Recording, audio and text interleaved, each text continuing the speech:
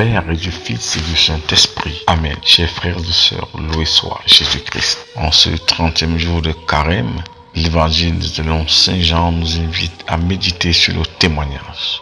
Et Jésus le dit dans Jean chapitre 5, versets 31 et 34, il y a un autre qui me rend témoignage. Il n'attend pas le témoignage d'un homme, car il connaît le cœur de l'homme qui est compliqué et malade. Il connaît qu'il le rend témoignage. Et il fait confiance à son témoignage. Car le témoignage présuppose en amont une intimité, une connaissance, une foi. Ainsi dit, il n'y a pas de foi sans témoignage. Le témoignage est la preuve d'une rencontre authentique, d'une connaissance réelle, d'une foi sans faille qui se concrétise en se traduisant dans la réalité de la vie, dans les faits, dans la miséricorde, dans le pardon, dans une vie qui interpelle.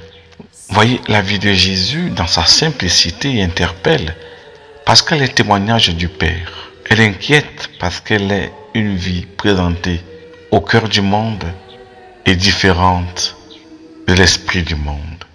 Une vie qui impose à ramer à contre-courant.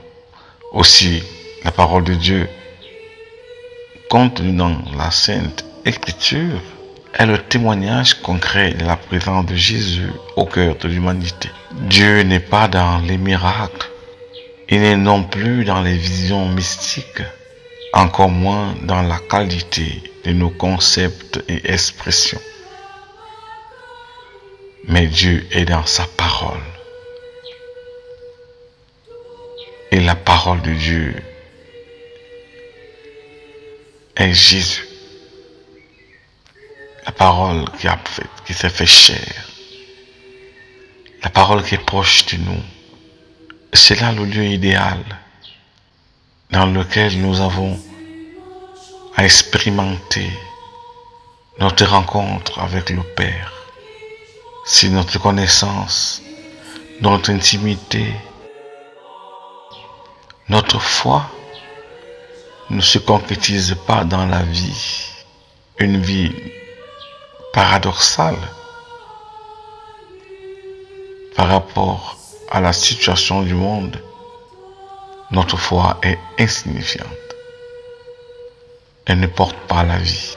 Prions, chers frères et sœurs, aujourd'hui, en demandant au Seigneur la grâce de la vraie foi et du vrai témoignage, la grâce de la vraie présence, une présence qui influence. Ô Jésus, Fils du Père éternel, toi qui es venu au monde pour rendre témoignage à la vérité et appeler tous les hommes à la lumière, prends pitié de ceux et celles qui te cherchent des lèvres et sont éloignés du cœur.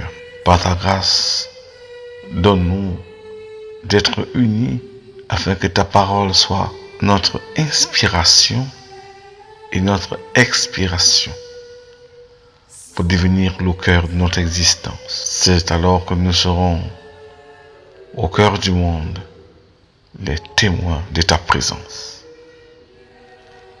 Mon frère, ma sœur, toi qui écoutes cette parole cette matinée, reçois la bénédiction du Seigneur. Au nom du Père et du Fils et du Saint-Esprit. Amen. Sainte journée.